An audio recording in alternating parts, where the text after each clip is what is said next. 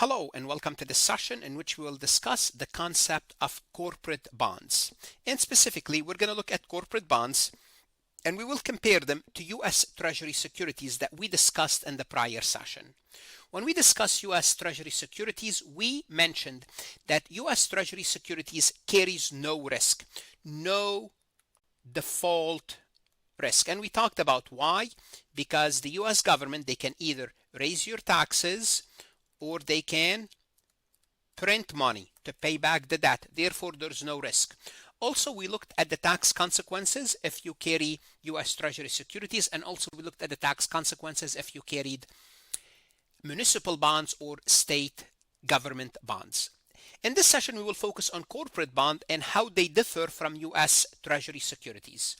One of the major ways that they differ is the corporations, they carry a default risk. Now, what do we mean by a default risk? This is an important concept in finance.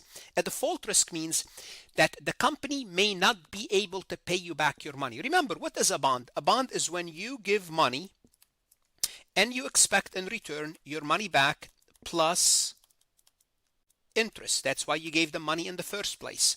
A default risk is you may not get your money, you may not get your interest payment, or you may get partial of it. So there's always a risk of default. For U.S. government, for U.S. Treasury securities, that risk don't exist. And because this risk,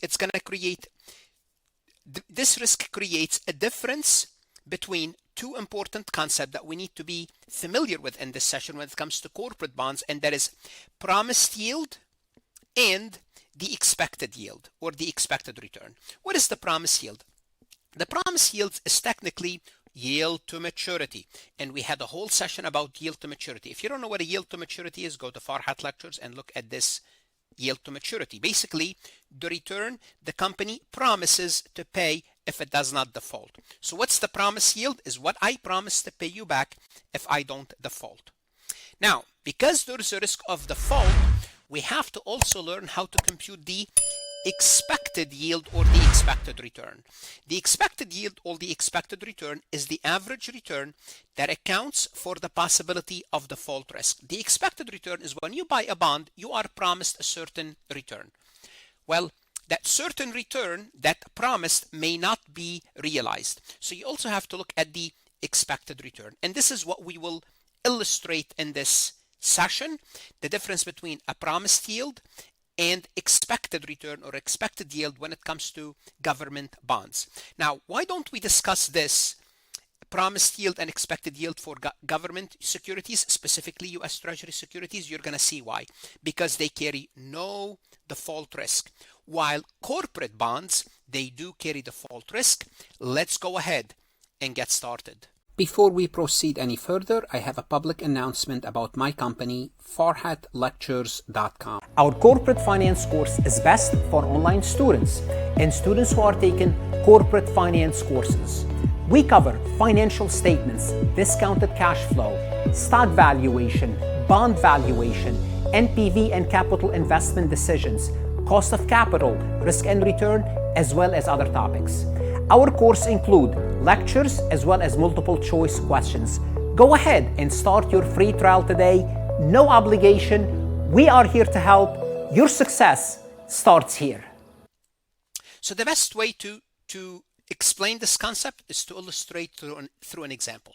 So let's assume a company issues a one-year bond with a face value of $1,000 and an annual coupon of $80. Well, here's what we can do. As an analyst, we would estimate that at the end of the life of this bond, which is 1 year later, we'll expect to get $1,080 because we'll get the face value plus the coupon payment. That's what we are supposed to receive. But since this is a corporate bond, what's going to happen is there's always a risk of default. So the analyst, we would estimate the risk of default. What's the risk of default here? There's a 90% chance that the company will receive the full $1,080. So this $1,080 is not 100% chance we will receive it. There's a 90% chance. Well, that leaves 10%. The remaining 10% is the company might default and the bondholder would receive $800. So there's only a 10% chance. Nevertheless, that's a chance. That's a 10% chance. Therefore, what we have to do, we have to compute the expected payoff. And what's the expected payoff? It's the probability, 90% times what we're going to get for 90%, plus the probability of 10% and what we'll get for 10%, which is $800. When we compute this probability, we will find out that the expected payoff is $1,052. So the analyst would say, I'm making this investment. Yes, they're promising 1,080, but I have to be very careful here because the company will have a default risk. Now, how do you know the company will have a default risk? Well, we will see in the next session, there is a rating merit. Basically, every corporation will have a grade, a credit grade. We'll talk about that later in a separate recording. But basically, the analyst would know. They would use their own people, their own CFA, chartered financial analysts, to analyze the company and determine their cash flow and their riskiness. And based on that, they would say there's a 90% chance we'll get the full amount. A 90% chance is a high amount. Nevertheless, as an analyst, you have to be very careful. And they would say the expected payoff for this investment is $1,052. Now, if the investor want to buy the stock, if the analysts would say they would recommend to their company, go ahead and buy the stock. What do? They will figure out a discount rate. They would say, we want to earn 9% on our money. So they would say, as a company, our analyst told us the expected payoff is 1,052. Our discount rate, we want to earn 9%. How much we will pay for this investment? Well, you are going to discount the investment to the present value. You're going to take 1,052 discounted at 1.09 will give you $965.14. Therefore, we will pay today for this bond based on our estimate, based on our analyst estimate, $965.14. Now, can you find this number through the time value table? Yes, you will take 1,052 and you multiply it by, since this is one period, you will multiply it by n equal to 1, I equal to 9%. You will find that factor and it will give you the answer. Just FYI, because it's a 1 year, you could use it for a single payment because you're getting the 1,000 once and the $80 once. If the $80 is more than once, you'd have to use the annuity for the $80 and the single payment for the face amount. Something you should be aware of, knowing how to value a bond. So, based on, back to what we need to do here, based on our estimate, it should be, we should pay $965.14. So what is our expected return? Our expected return, I already told you because we did use the discounted rate 9%. But let me show you how we prove the expected return. So if we invest today $965.14 and expect to receive 1,052 in 1 year based on the weighted outcome, how would we compute our return? Well, we will pay today. This is what we will pay today. And this is what we will get, and this is our initial investment. So what is our profit from this bond? Well, if you let me compute the number so you can see it, minus 952.14. So the profit is $99.86 divided by the initial investment of 965.14. Our expected return is 9%. And we already know that because I told you we discounted this at 9%. Just because this is the first time you might be looking at it, I wanted to show you how it works. So this matches the discount rate, making it the expected return. Obviously, I mean, this is just doing the return, doing the computation in a different format. Now, what is the promised yield? What is the promised yield? What is the promised yield? The promised yield is 1,000. The promised payment is $1,080. This is what they promised to pay us. So what we can do, if we want to find the promised yield, we can go backward. Now, if we paid 965, if we paid 965 and 14 cents, and we would expect to get $1,080, and that's going to be discounted at, well, we don't know what the promised yield is. Now we can solve for the promised yield. If there is no default, if we paid 965.14, and if there is no default, we would earn 11.9. How? This is how much we paid. This is how much we paid. This is the negative. We're going to get 1,080.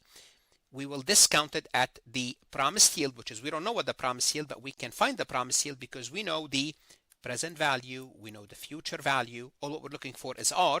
R would be 11.9. Therefore, the promised yield, if no default occurs, we will get 11.9%. But if everything happened as we expected, the 90% and the 10%, we would earn 9%. But if no default happened, the promised yield happens to be 11.9. So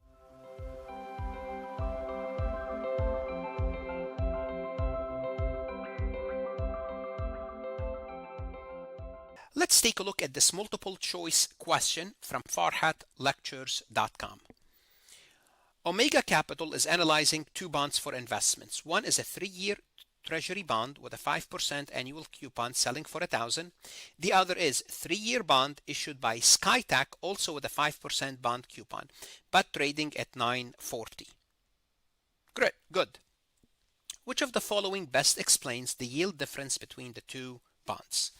So again, they're both 3 years. Their both annual payment is 5%, or the coupon. The only difference is the TAC, the SkyTac. You will pay for it $940. What can we say? Can we say the Treasury bond has a higher default risk? No, the Treasury bond has no default risk whatsoever. A is out, that's easy. Sky bond is longer term, so it must offer a higher coupon. We really don't know if it's long term or short term. They're both 3 years, so longer term in terms of what? That doesn't make any sense. SkyTac bonds carries default risk, that's true, so its yield is higher. Yes, we can say this. Specifically, which yield? The promised yield is higher. That's all we can say. C looks good. Let's look at D. The Treasury bond is taxable, which make its price lower. No, that's not true. The Treasury bond coupon is taxable, but it doesn't make its price lower. Same as the other bond, the private bond, also it's taxable as well. So from a tax perspective, they all carry the same. They both carry the same key characteristics. What should you do now? Whether you are an accounting, CPA, CMA, CFA students, what should you do? Go to Farhat Lectures, look at additional resources, multiple choice, true, false. That's going to help you invest in yourself, whether you are taking this as a college course or professional certification. Good luck.